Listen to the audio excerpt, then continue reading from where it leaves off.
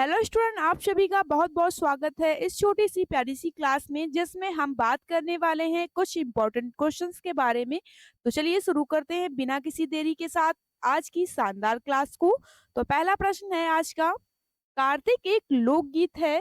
Option A Bundelkhand का, option B Purvanchal का, option C Awadh का, ऑप्शन डी रोहिलखंड का। तो आपको इन चार ऑप्शन में से राइट आंसर बताना है।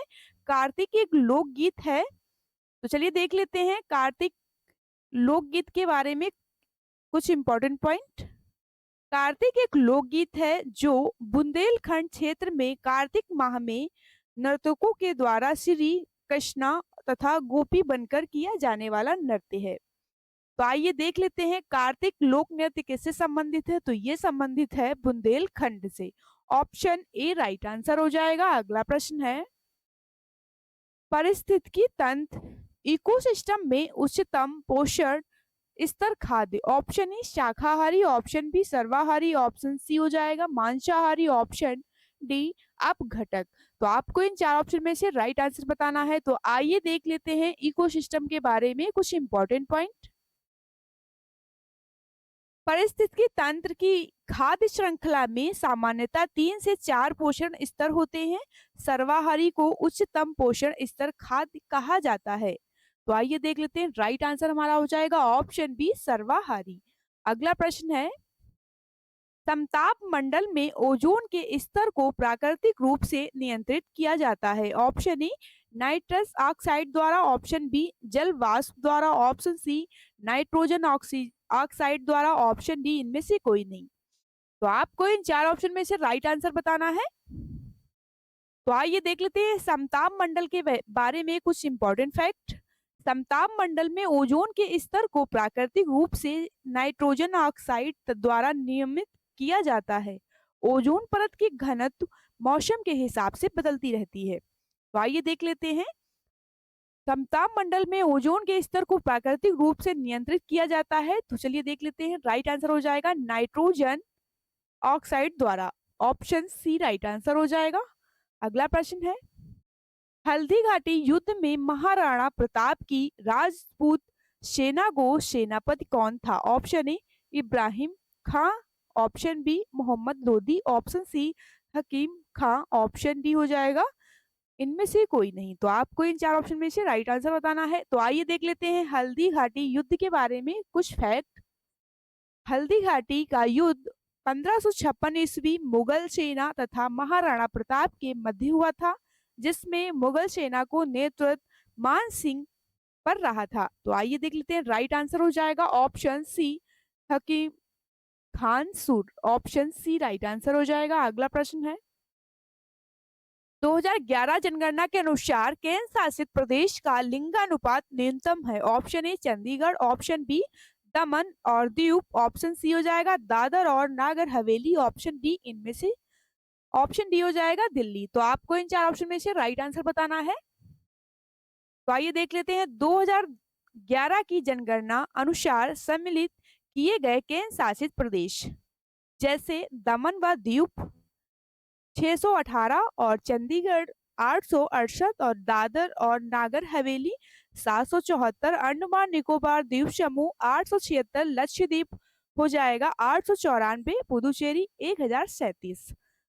तो आइए देख लेते हैं राइट आंसर हमारा हो जाएगा ऑप्शन बी दमन और Diu. Option B right answer हो जाएगा। अगला प्रश्न है, स्तंभ फर्स्ट को स्तंभ सेकंड से सुमिलित कीजिए और सही विकल्प चुनिए। तो आइए देख लेते हैं पौना ग्रह किससे संबंधित है और सौर मंडल का सबसे बड़ा ग्रह और सौर मंडल में सूर्य से दूसरे स्थान पर का ग्रह ऑप्शन और देख लेते हैं सूर्य से निकटतम ग्रह। तो आइए देख लेते हैं राइट आंसर हमारा हो जाएगा option D. Option D right answer हो जाएगा। तो आइए देख लेते हैं बौना ग्रह जिसे कहा जाता है प्लूटो। और देख लेते हैं सौर मंडल का सबसे बड़ा ग्रह कौन सा है। तो ये हमारा हो जाएगा बृहस्पति। और देख लेते हैं सौर मंडल में सूर्य से दूसरे स्थान पर का ग्रह कौन सा है। तो ये हो जाएगा शुक्र। और सूर्य से निकटतम ग्रह कौन सा है। तो ये हो जाएगा बुध। राइट आंसर हमारा हो जाएगा ऑप्शन डी। अगला प्रश्न है, किस शासक ने विक्रमाशील विश्वविद्यालय की स्थापना की? Option A Bhopal, option B Shrigupta, option C Mahendrapal, option D Dharmapal. तो आपको इन चार ऑप्शन में से राइट आंसर बताना है। विक्रमशिला विश्वविद्यालय की स्थापना की। तो आइए देख लेते हैं विक्रमशिला विश्वविद्यालय के बारे में कुछ इंपॉर्टेंट फैक्ट। विक्रमशिला विश्वविद्यालय की स्थापना पाल शासक धर्मपाल ने की थी। विक्रमशिला बिहार के भगलपुर में स्थित है। ये विश्वविद्यालय तांत्रिक बौद्ध धर्म का अध्ययन केंद्र बन गया है। तो आइए देख लेते हैं विक्रमशिला विश्वविद्यालय की स्थापना किसने की थी? तो की थी धर्मपाल ने। ऑप्शन बी राइट आंसर हो जाएगा। ऑप्शन डी राइट आंसर हो जाएगा। अगला प्रश्न है, मौर्य वंश की स्थापना किस वर्ष हुई? ऑप्शन ए 326 ईसा पूर्व, ऑप्शन बी 322 ईसा पूर्व, ऑप्शन डी हो जाएगा ऑप्शन सी 336 ईसा पूर्व, ऑप्शन डी इनमें से कोई नहीं। तो आपको इन चार ऑप्शन में से राइट आंसर बताना है मौर्य वंश की स्थापना किस वर्ष की गई। तो आइए देख लेते हैं मौर्य वंश के बारे में कुछ इंपॉर्टेंट पॉइंट। मौर्य वंश की स्थापना 322 ईसा पूर्व में हुई थी। चंद्रगुप्त मौर्य ने मौर्य वंश को हराकर मौर्य साम्राज्य स्थापना की थी। इसका प्रसार उत्तरी भारत और आधुनिक ईरान के कुछ हिस्सों तक था। तो आइए देख लेते हैं मौर्य वंश की स्थापना किस वर्ष की गई थी। तो ये की गई थी 322 ईसा पूर्व में। ऑप्शन बी वाले बच्चे बिल्कुल करेक्ट हो जाएंगे। अगला प्रश्न है, सती प्रथा का अंत किस वर्ष हुआ? Option A 1829, option B 1831, option C 1830, option D 1832। तो आपको इन चार ऑप्शन में से राइट आंसर बताना है सती प्रथा का अंत किस वर्ष हुआ। तो आइए देख लेते हैं सती प्रथा के बारे में कुछ पॉइंट। ब्रिटिश भारत में governor general Lord William Bentinck ने 1829 में सती प्रथा को प्रतिबंधित कर दिया था। ये समाज सुधारक की एक महत्वपूर्ण योजना थी। सती प्रथा को खत्म करने में राजा राम मोहन राय को का अहम योगदान रहा था। तो आइए देख लेते हैं सती प्रथा का अंत किस वर्ष हुआ था। तो ये हुआ था 1829 में। ऑप्शन ए राइट आंसर हो जाएगा। नेक्स्ट, संविधान के गठन की मांग सर्वप्रथम 1895 में किस व्यक्ति ने की थी? ऑप्शन ए हो जाएगा राजेंद्र प्रसाद, ऑप्शन बी हो जाएगा श्रीनिवास भंडेकर, ऑप्शन सी हो जाएगा बाल गंगाधर तिलक, ऑप्शन डी स्वामी विवेकानंद। तो आप लोगों को इन चार ऑप्शन में से राइट आंसर बताना है। इन चार ऑप्शन में से कौन सा राइट आंसर होगा। तो आइए देख लेते हैं हम कुछ इंपॉर्टेंट पॉइंट। भारतीय संविधान सभा की मांग सबसे पहले साल 1895 में बाल गंगाधर तिलक ने रखी थी। इसे स्वराज विधेयक नाम से भी जाना जाता है और इसे नेहरू प्रस्ताव के नाम से भी जाना जाता है। आइए देख लेते हैं संविधान के गठन की मांग सर्वप्रथम 1895 में किस व्यक्ति ने की थी। तो ये की थी बाल गंगाधर तिलक ने। ऑप्शन सी राइट आंसर हो जाएगा। अगला प्रश्न है, संविधान के किस भाग में नागरिकता का वर्णन है? ऑप्शन ए भाग 3 में, ऑप्शन डी भाग 5 में, ऑप्शन सी भाग 2 में, ऑप्शन डी भाग 9 में। तो आपको इन चार ऑप्शन में से राइट आंसर बताना है। तो आइए देख लेते हैं नागरिकता के बारे में। इस भाग में अनुच्छेद 5 से 11 शामिल है और यदि कोई व्यक्ति भारत में जन्मा है तो उसे नागरिकता प्राप्त हो सकती है। तो आइए देख लेते हैं संविधान के किस भाग में नागरिकता का वर्णन किया गया है। तो ये किया गया है भाग 2 में। ऑप्शन सी राइट आंसर हो जाएगा। अगला प्रश्न है, हिमाचल प्रदेश को राज्य का दर्जा कब मिला? Option A 1971, option B 1976, option C 1972, option D 1974। तो आपको इन चार ऑप्शन में से राइट आंसर बताना है। तो आइए बात करते हैं हिमाचल प्रदेश के बारे में कुछ इंपॉर्टेंट पॉइंट। हिमाचल प्रदेश की स्थापना 15 अप्रैल 1948 को हुई थी। हिमाचल प्रदेश को पूर्ण राज्य का दर्जा मिला था। इस दिन को हिमाचल प्रदेश स्थापना दिवस के रूप में मनाया जाता है। तो आइए देख लेते हैं हिमाचल प्रदेश को राज्य का दर्जा कब मिला। तो ये मिला था 1971 में। ऑप्शन ए राइट आंसर हो जाएगा। अगला प्रश्न है, विस्थापन का एसआई मात्रक क्या होता है? Option A metre, option B metre प्रति सेकंड, ऑप्शन सी हो जाएगा सेंटीमीटर, ऑप्शन डी किलोमीटर। तो आपको इन चार ऑप्शन में से राइट आंसर बताना है। विस्थापन का एसआई मात्रक क्या है? तो आइए देख लेते हैं विस्थापन के बारे में। विस्थापन एक सदिश राशि है जिसका मात्रक मीटर होता है। ये धनात्मक, ऋणात्मक या शून्य हो सकता है। तो आइए देख लेते हैं विस्थापन का इकाई मात्रक होगा metre. Option A right answer हो जाएगा।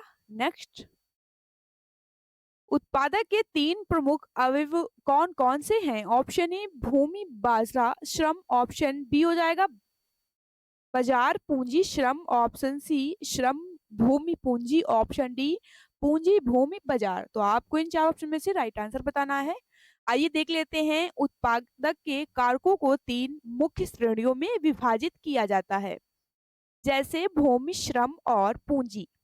भूमि उन सभी प्राकृतिक संसाधनों को संदर्भित करती है जो उत्पादन में सहायक होते हैं। तो आइए देख लेते हैं उत्पादक के तीन मुख्य अवयव कौन कौन से हैं। हो जाएंगे श्रम, भूमि, पूंजी। ऑप्शन सी राइट आंसर हो जाएगा। अगला प्रश्न है, इलायची की पहाड़ी निम्न में से किस पर्वत श्रृंखला में स्थित है? ऑप्शन ए अरावली श्रेणी, ऑप्शन बी पीर पंजाल श्रेणी, ऑप्शन सी पश्चिमी घाट, ऑप्शन डी हो जाएगा धूप घाट। तो आपको इन चार ऑप्शन में से राइट आंसर बताना है। तो आइए देख लेते हैं इलायची पहाड़ियों के बारे में कुछ फैक्ट। इलायची की पहाड़ियों या एलामाला धातु पश्चिमी घाट का एक भाग है जो दक्षिण भारत के दक्षिणी छोर तमिलनाडु में स्थित है। ये नीले पहाड़ों ब्लू माउंटेन से निकलता है और पहाड़ी ऊंचाइयों वाले स्थान पर उगाया जाता है। तो चलिए देख लेते हैं इलायची की पहाड़ी निम्न में से किस पर्वत श्रृंखला में स्थित है? तो ये स्थित है पश्चिमी घाट में। ऑप्शन सी राइट आंसर हो जाएगा। अगला प्रश्न है, भारत के किस राज्य में विधानसभा में सदस्यों की संख्या सबसे कम है? ऑप्शन ए दिल्ली में, ऑप्शन बी सिक्किम में, option C Puducherry, option D Goa. तो आपको इन चार ऑप्शन में से राइट आंसर बताना है। आइए देख लेते हैं कुछ फैक्ट। 30 सीटों के साथ पुदुचेरी विधानसभा भारत की सबसे छोटी विधानसभा है। राज्यों में सिक्किम की सबसे छोटी विधानसभा है जहां केवल 32 सीटें हैं। तो आइए देख लेते हैं भारत के किस राज्य की विधानसभा में सदस्यों की संख्या सबसे कम है? तो ये हो जाएगी सिक्किम राज्य। ऑप्शन बी राइट आंसर हो जाएगा।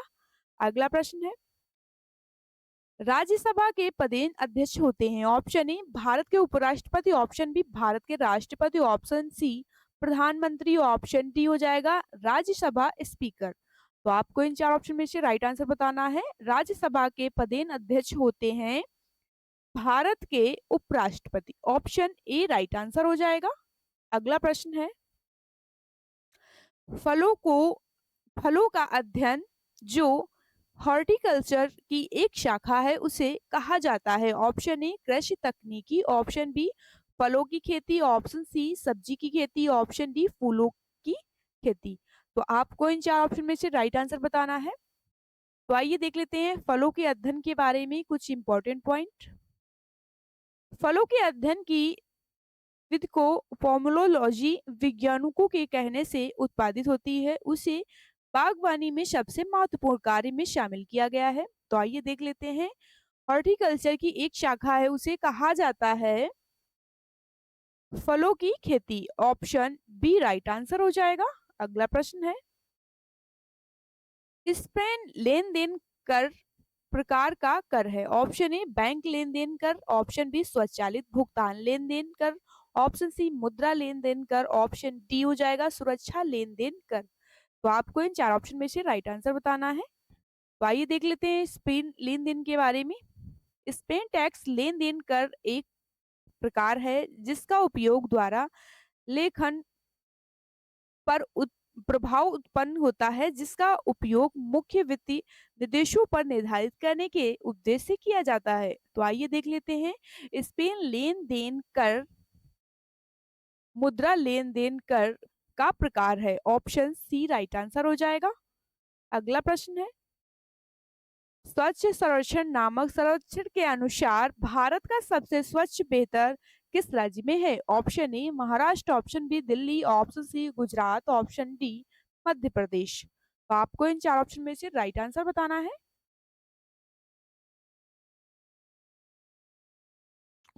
तो आइए देख लेते हैं कुछ इंपॉर्टेंट पॉइंट। स्वच्छता सर्वेक्षण 2023 की न्यूनतम रैंकिंग में इंदौर को भारत का सबसे स्वच्छ शहर बताया गया है।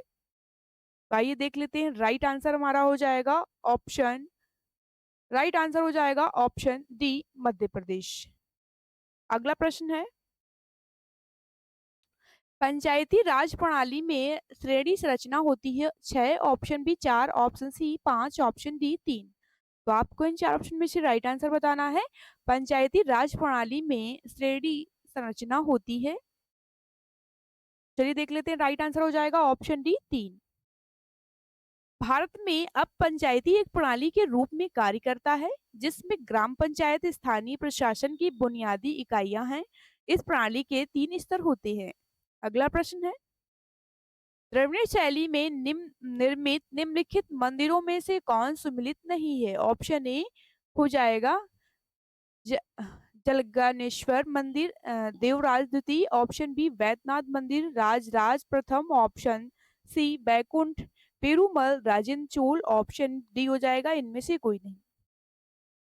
तो राइट आंसर हो जाएगा option C Vaikuntha Perumal Rajendra Chola. Option C right answer हो जाएगा।